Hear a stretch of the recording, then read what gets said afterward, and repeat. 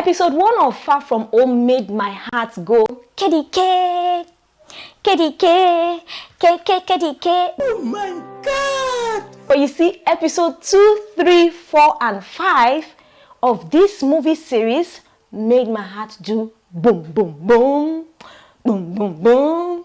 Goodness, guys. You need to stick to the end of this video to find out why I'm reacting in this way.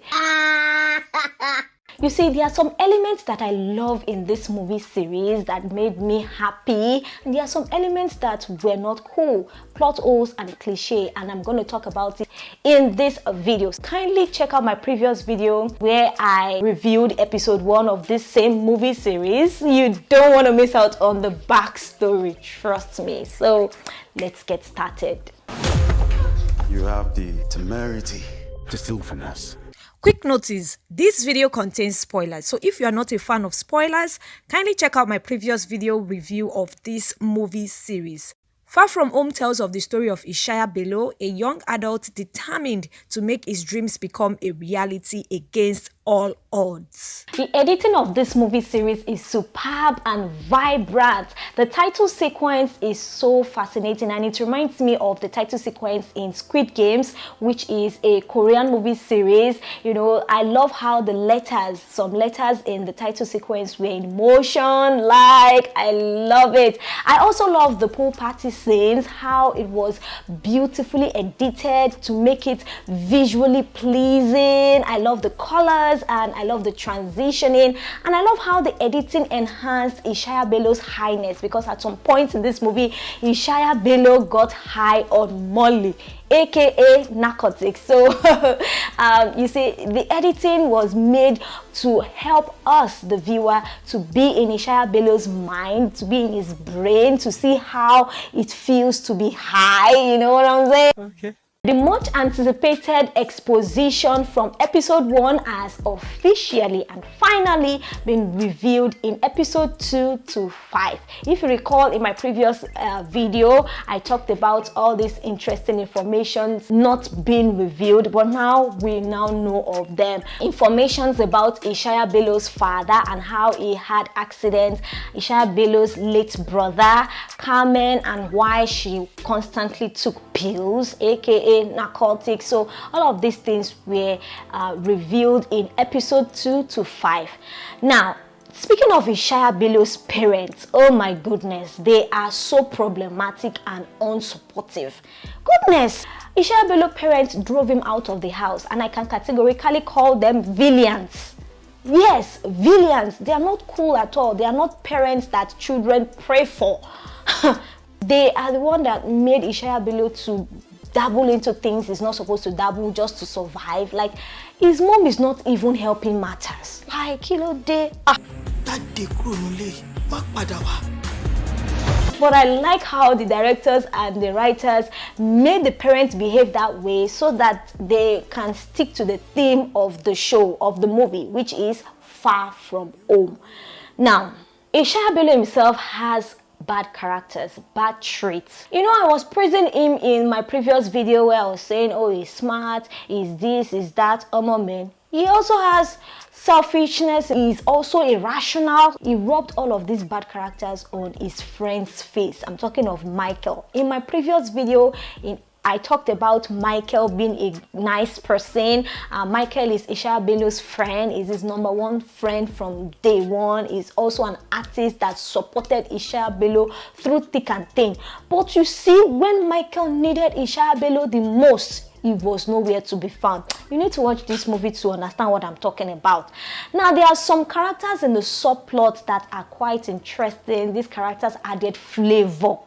It added spices to this drama, and they include Nena, Atlas, Carmen, Derele, and a whole lot. They are so interesting to watch, guys.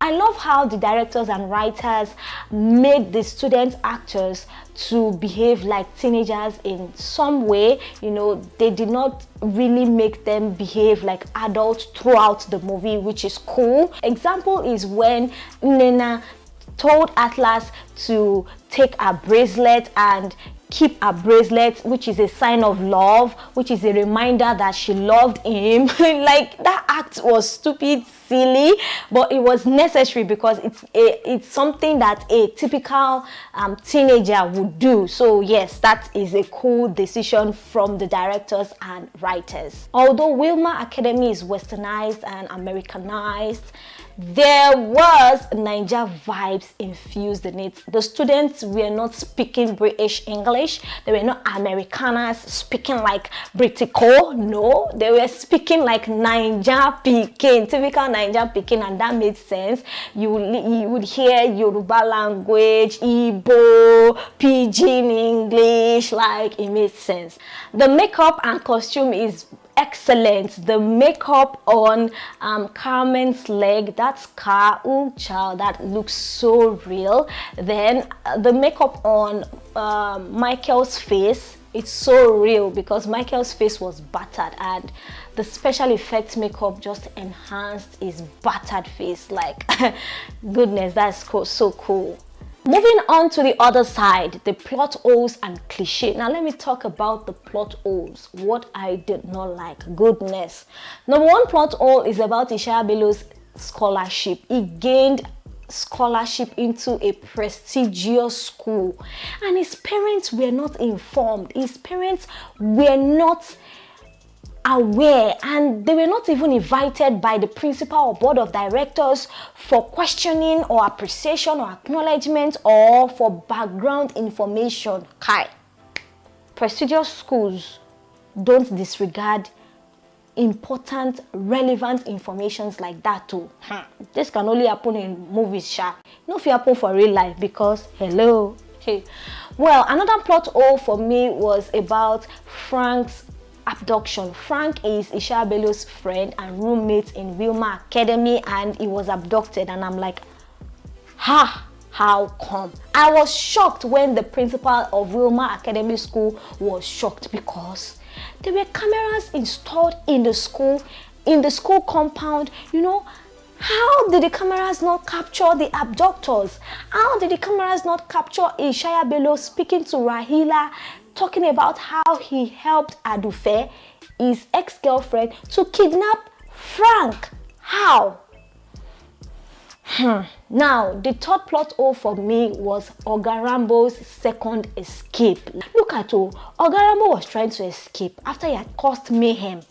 And as he was trying to escape, the police officers, armies, they double-crossed him, and he was there, like he was there, like he should have been caught red-handed. But the scene went black, and Ogarambo was nowhere to be found. He escaped. How now? That's so obvious. That's so obvious that it's wrong. That's too obvious. That should not have been done that way. Did Ogarambo escape through juju? Because the police officers were here. They double-crossed Ogarambo. They came here, and Ogarambo was here.